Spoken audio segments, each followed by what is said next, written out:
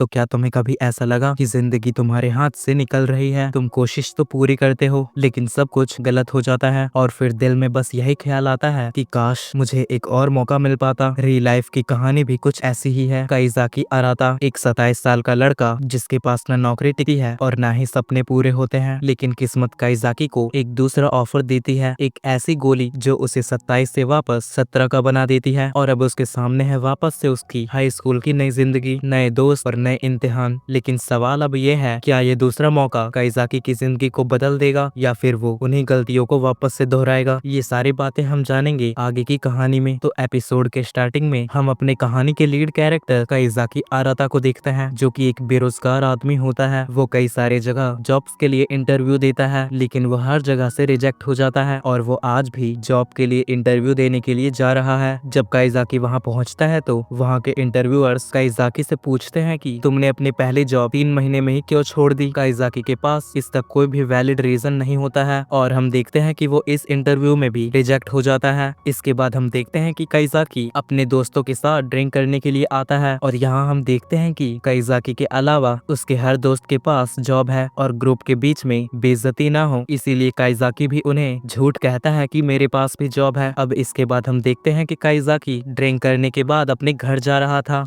तभी रास्ते में उसे अपनी माँ का कॉल आता है। उसकी माँ उससे पूछती है कि तेरा इंटरव्यू कैसा गया? काइजाकी उन्हें बताता है कि वो यहाँ से भी रिजेक्ट हो गया। ये सुनकर काइजाकी की माँ कहती है, अब मैं तुम्हारे खर्चे और तुम्हारे किराए के लिए पैसे नहीं भेज सकती। तुम 27 साल के हो चुके हो लेकिन फिर भी तुम्हारे पास कोई भी जॉब नहीं है। अब तक तुम्हें अपने पैरों पर खड़ा हो जाना चाहिए था। और फिर उसकी माँ कॉल कट कर देती है। इससे काइजाकी को बहुत ही बुरा लगता है। तभी रास्ते में सामने से काइजाकी के पास एक आदमी आता है। वो काइजाकी के पास आकर उसे उसके बारे में बताने लगता है कि तुम्हारा नाम काइजाकी अराता है, तुम 27 साल के हो लेकिन बिना पक्की जॉब के। काइजाकी उससे पूछता है कि तुम कौन हो और तुम्हें ये सब कैसे पता चला? वो आदमी उसे बताता है कि उसका नाम रियो याओके है और वो रियल लाइफ लेबोरेटरी की तरफ से है। वो आदमी काइजाकी से आगे कहता है, तुम रियल लाइफ एक्सपेरिमेंट के लिए सब्जेक्ट के तौर पर चुने गए हो। याओके बताता है कि ये एक्सपेरिमेंट 1 साल तक चलेगा और हम तुम्हें इसके लिए पैसे भी देंगे जिससे कि तुम अपनी जरूरतों को पूरा कर सको, और अगर सब कुछ अच्छा रहा तो हम तुम्हें बाद में जॉब भी दे देंगे। और फिर एक कैप्सूल को निकालकर उसे बताता है कि रियल लाइफ ने एक दवाई बनाई है और तुम्हें इसके लिए सेलेक्ट किया गया है। अगर तुम इसे खाते हो तो तुम बिल्कुल एक हाई स्कूल के स्टूडेंट जैसे लगोगे और हम यही चाहते हैं कि तुम वापस से हाई स्कूल जाओ। अब अगले दिन हम देखते हैं कि काइजाकी सुबह सुबह उठता है और अपना मुंह धोने के लिए जाता है, लेकिन जब वो अपना फेस शीशे में देखता है तो वो एकदम से चौंक जाता है क्योंकि वो बिल्कुल अब एक हाई स्कूल स्टूडेंट जैसा लग रहा है। दरअसल काइजाकी ने नशे में होने के कारण रात में ही वो गोली खा ली थी। अब वो सोचने लगता है कि मैंने उस दवा को क्यों खा लिया, वो सब क्या करना चाहते हैं, कहीं उल्टा पुल्टा कुछ ना हो जाए। तभी हम देखते हैं कि उसकी डोरबेल बजती है और वही रात वाला आदमी काइजाकी के घर पर आ जाता है। काइजाकी उसे देखकर शॉक हो जाता है। याओके काइजाकी से पूछता है, लगता है तुमने उस गोली को खा लिया? काइजाकी कहता है, हाँ, कल रात मैं नशे में था इसीलिए मुझे कुछ पता नहीं चला मैंने उस गोली को कब खाया। और फिर याओके काइजाकी के घर के अंदर आकर उसे उसके हाई स्कूल के बारे में बताता है। काइजाकी हाई स्कूल का नाम सुनकर कहता है कि यार अब 1 साल तक हाई स्कूल जाना पड़ेगा। ये सुनकर याओको उससे कहता है, तुम्हें हाई स्कूल जाना मुश्किल वाला काम लगता है, और उससे कहता है कि तुम 1 साल के लिए स्टूडेंट बनकर देख लो, अपनी लाइफ को बदलने का मौका इसके बाद तुम्हें कभी नहीं मिलेगा, या फिर तुम मना करके वापस से अपनी बेरोजगार वाली लाइफ को जी सकते हो। तो अब बताओ तुम्हारी क्या चॉइस है? मेरी मानो तो तुम्हें एक्सेप्ट करके इस कॉन्ट्रैक्ट पर साइन कर देना चाहिए। काइजाकी पहले तो थोड़ा सोचता है लेकिन फिर वो उस पर साइन कर देता है। वो सोचता है 1 ही साल की तो बात है और क्या पता ये बाद में मुझे जॉब भी ऑफर कर दे, और फिर काइजाकी एक्सपेरिमेंट के लिए मान जाता है। अब अगले दिन हम देखते हैं कि काइजाकी हाई स्कूल में आता है। काइजाकी को ये सब देखकर थोड़ा अजीब लगता है और वो बच्चों को देखकर कहता है, यार ये तो मेरे से 10 साल छोटे हैं और मुझे इनके साथ रहना होगा। इसीलिए फिर वो सबसे लास्ट वाली सीट पर जाकर बैठ जाता है। लेकिन तभी वहाँ पर एक लड़की आकर कहती है, ये सीट मेरी है, तुम्हें अपनी सीट पर जाकर बैठना चाहिए। फिर काइजाकी अपनी सीट पर जाकर बैठ जाता है। तभी उसकी नजर याओके पर पड़ती है। वो उसे देखकर शॉक हो जाता है। याओके भी जवान होकर काइजाकी के साथ उसी के क्लास में आ जाता है। अब इसके बाद हम देखते हैं कि वहाँ पर टीचर आती है। काइजाकी टीचर को देखकर अपने मन में सोचता है, शायद ये टीचर तो उम्र में मुझसे भी छोटी होगी। टीचर सारे बच्चों से उनका इंट्रोडक्शन देने कहती है और फिर सारे बच्चे एक एक करके अपना इंट्रोडक्शन देते हैं। काइजाकी भी अपना इंट्रोडक्शन देता है। इंट्रोडक्शन देने के बाद टीचर सारे बच्चों से कहते हैं, अब सारे बच्चे टेस्ट के लिए तैयार हो जाओ। टेस्ट का नाम सुनते ही काइजाकी जोर से चिल्लाता है और अपने मन में कहता है कि मुझे तो इस टेस्ट के बारे में कुछ पता ही नहीं था, लेकिन कोई बात नहीं, बचपन में मैं भी तो स्कूल जाता था, क्या पता मुझे सारे क्वेश्चन के आंसर आते हो। इसके बाद टीचर सारे बच्चों से कहती है अपनी पेंसिल बॉक्स को निकाल कर टेबल पर रख लो। काइजाकी अपने बैग को चेक करता है तो वो देखता है कि उसके बैग में पेंसिल बॉक्स है ही नहीं और वो उसे लाना भूल गया है। वो सोचता है कि अब मेरा क्या होगा, एक स्टूडेंट के बैग में कम से कम पेंसिल बॉक्स तो होना ही चाहिए, लेकिन मेरे पास तो वो भी नहीं है। तभी टीचर उसके पास आती है और उसे अपने बैग को चेक करवाने के लिए कहती है। वो अपना बैग टीचर को दे देता है। वो सोचता है कि शायद टीचर को लग रहा है कि मैं कोई चीटिंग का सामान लाया हूँ, लेकिन इसमें तो ऐसा कुछ है ही नहीं। तभी टीचर काइजाकी के बैग में से सिगरेट का एक पैकेट निकालती है और गुस्से में उससे पूछती है काइजाकी ये क्या है। काइजाकी नॉर्मली कहता है ये एक सिगरेट का पैकेट है बस, और इसमें प्रॉब्लम ही क्या है, ये बस सिगरेट ही तो है। तभी अचानक वो चिल्लाने लगता है और उसे रियलाइज होता है कि वो क्लासरूम में है और वो एक अब स्टूडेंट है। वो टीचर से कहता है कि गलती से मेरे बैग में आ गया। याओको उसकी सारी हरकतों को देखकर हंसता है और फिर टीचर कहती है कि काइजाकी तुम क्लास खत्म होने के बाद स्टाफ रूम में मुझसे मिलकर जाना। और फिर टेस्ट शुरू होती है, लेकिन काइजाकी के पास पेंसिल बॉक्स नहीं होता है, इसीलिए वो घबराने लगता है कि अब वो क्या करे। तभी उसके बगल में बैठी एक लड़की उसे पेंसिल और इरेजर देती है। इस लड़की का नाम कारियो सेन है। टेस्ट खत्म होने के बाद काइजाकी कारियो को शुक्रिया कहता है। तभी काइजाकी के आगे बैठा हुआ लड़का काइजाकी से कहता है कारियो कई साल से क्लास की बेस्ट स्टूडेंट रही है, लेकिन इस साल इसका मुकाबला हमारी क्लास के टॉपर हिशिरो से है। शायद इस साल ये गई और कहीं शायद इसे बुखार ना आ जाए। ये सुनकर कारियो उस पर चिल्लाने लगती है। क्लास खत्म होने के बाद हम काइजाकी को देखते हैं जो कि अपने मन में सोचता है कि चलो फाइनली ये खत्म हुआ, इतने हार्ड सवाल तो मैंने अपनी जिंदगी में कभी नहीं देखे थे, अब घर चलता हूँ। और फिर जैसे ही वो क्लासरूम से बाहर जाता है तो टीचर उसे पीछे से पकड़ लेती है और फिर उसे स्टाफ रूम में लाकर उसे समझाने लगती है कि तुम अभी सिगरेट पीने के लायक नहीं हो, तुम अभी बच्चे हो, ये तुम्हारी सेहत के लिए अच्छी नहीं है। लेकिन तभी काइजाकी अपने टीचर से पूछता है टीचर आप कितने साल की है। वो बताती है कि इस साल मैं 25 साल की हो जाऊंगी। ये सुनकर काइजाकी सोचता है ये तो मेरे से भी छोटी है। और फिर हम देखते हैं कि काइजाकी एक एडल्ट की तरह उनकी रिस्पेक्ट करते हुए कहता है वाकई ये बहुत अच्छी बात है, 25 की उम्र में ही आपको एक पक्की जॉब मिल गई है। ये सुनकर टीचर थोड़ी खुश हो जाती है और काइजाकी को थैंक्स कहती है, लेकिन वो उसे उसकी गलतियों के लिए माफ नहीं करती और उसे एक अपोलॉजी लेटर लेकर लाने को कहती है। इसके बाद काइजाकी स्कूल से बाहर निकलता है। तभी हम देखते हैं कि रास्ते में याओके होता है। याओके काइजाकी से कहता है शायद पहला दिन तुम्हारा बहुत ही गंदा गया है। काइजाकी कहता है इन सब की वजह तुम हो। याओके काइजाकी को कहता है मेरा काम है तुम्हारी हरकतों को नोट कर कर एजेंसीज को बताना। काइजाकी कहता है आखिर तुमने क्लास के थर्ड ईयर को ही क्यों चुना, ये बहुत ज्यादा मुश्किल होते हैं। याओके कहता है मैंने तुम्हें बताया था कि फ्री लाइफ से बेरोजगारों को एक मौका मिलता है, तो ये मुश्किल क्यों नहीं होगा। काइजाकी कहता है मैं समझ गया। याओको उसे बताता है कि बार बार हर चीज के लिए मुझ पर डिपेंड मत रहना। और फिर घर जाने के बाद काइजाकी अपनी मॉम से कहता है कि मॉम मुझे 1 साल के बाद जॉब मिल जाएगी। और याओके भी काइजाकी के फर्स्ट डे ऑफ स्कूल का रिपोर्ट अपनी एजेंसी को भेज देता है। और यहीं पर एपिसोड 1 खत्म होता है, इस एहसास के साथ कि काइजाकी की नई जिंदगी शुरू हो चुकी है। लेकिन ये सफर आसान नहीं होगा क्योंकि 1 साल बाद ये एक्सपेरिमेंट खत्म हो जाएगा। ये सब हमें आगे के एपिसोड में पता चलेगा। तो वीडियो कैसी लगी कमेंट में बताना और प्लीज चैनल को भी सब्सक्राइब कर लेना। मिलते हैं नए वीडियो में, तब तक के लिए बाय।